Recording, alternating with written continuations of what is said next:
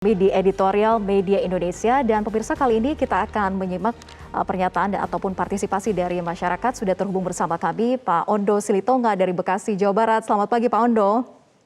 Selamat pagi Bu Kania. Selamat pagi Pak Ondo. Enggak dari luar negeri kan ya? Enggak Pak, Pak Ondo juga kemana-mana kan? Saya ada rencana, tapi saya tunduk sama anjuran presiden, anjuran negara. Jadi saya tidak luar biasa. Yang tidak. Iya, jadi tahan dulu ya Pak ya. Baik, silakan Pak Ondo. Pertama, saya terima kasih kepada Polri dengan menciptakan sistem monitoring karantina presesi. Karena ini buat orang-orang yang sedang dikarantina.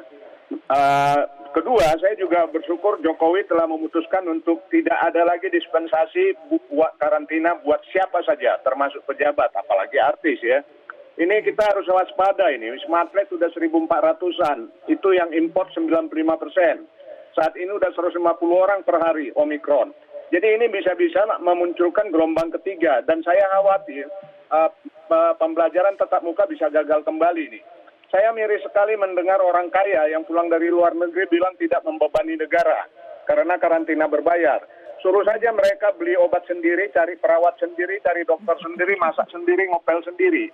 Saya sarankan ini buat mereka yang orang-orang kaya pulang belanja atau pulang liburan, tetap saja karantina berbayar tapi di pasar rumput supaya mereka ada efek jerah.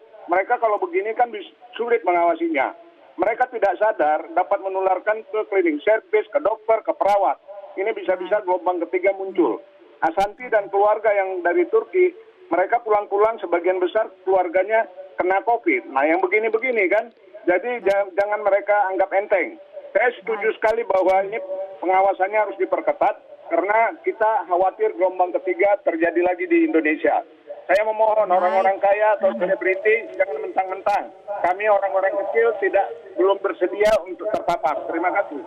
Terima kasih Pak Ondo. Kemudian silakan ya, kalau tadi disampaikan Pak Ondo misalnya bahwa mengatakan gelombang ketiga ini masih menjadi ancaman kita loh.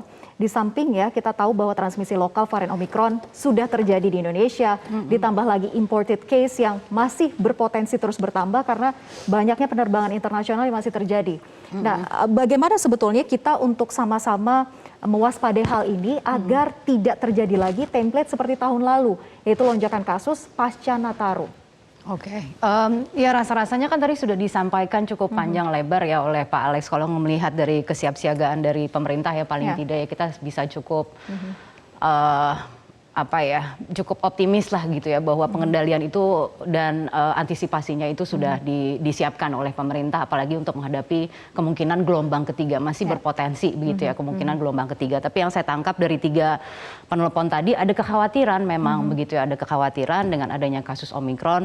Kalau Pak Alex ini mengatakan bahwa jangan lupa masih ada varian-varian yang lain gitu yang juga masih ada di Indonesia. Yang juga masih ada di Indonesia. Tapi jangan lupa juga bahwa ya paling tidak yang dikasih tahu ke kita adalah varian Omikron ini adalah varian yang daya penularannya sangat cepat gitu ya. Dan ini kalau kita melihat perkembangannya di luar negeri itu kan luar biasa sekali begitu. Nah, jangan sampai kemudian maka kita harus melakukan pengawasan secara ketat, terutama kepada mereka-mereka yang melakukan perjalanan ke luar negeri untuk melakukan karantina sesuai dengan aturan yang sudah diberlakukan, tidak ada dispensasi, dan kita juga meminta komitmen dari petugas gitu ya untuk memastikan, dan jangan lupa juga ada aplikasi terbaru dari Polri yang sudah tentu kita apresiasi hal itu ya. Monitoring presisi, jadi kita lihat gitu ya paling tidak ya ini adalah kontribusi begitu, itu yang dituntut juga gitu dari para memang harus ada semua pihak yang terlibat untuk memonitor karantina ini secara bersama-sama. Dan mari kita berkontribusi dengan cara kita masing-masing gitu ya untuk memastikan bahwa ya COVID-19 ini segera berlalu lah gitu dari bangun tanah air kita. solidaritas sosial ya di antar masyarakat kita sendiri. Nah, baik, terima kasih Mbak Kania sudah bergabung sama kami di editorial Media Indonesia.